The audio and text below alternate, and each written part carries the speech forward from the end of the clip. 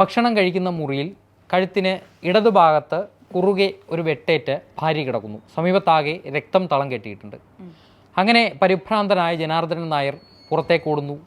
സമീപവാസികളെ വിളിച്ചു കൂട്ടുന്നു. അങ്ങനെ നാട്ടുകാരെല്ലാം സംഘടിച്ച് ആദ്യം കോയിപ്പുറം പോലീസിലാണ് ഈ വിവരം അറിയിക്കുന്നത്.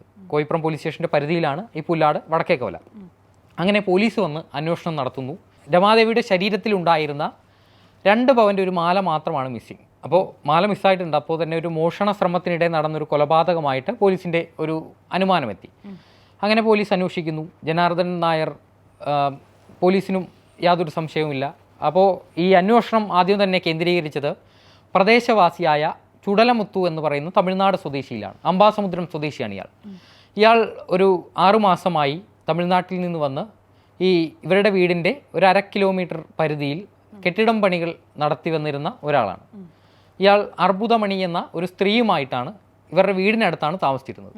അപ്പോൾ ഇയാളാണ് കൊലപാതകം നടത്തിയത് എന്നുള്ളൊരു അനുമാനത്തിലെത്തി. അതിനെ സാധൂകരിക്കുന്ന മറ്റൊരു തെളിവ് കൂടി പോലീസിനുണ്ട്. കാരണം ഇയാൾ ഈ സംഭവം നടന്ന അന്ന് മുതൽ മിസ്സിംഗ് ആണ്.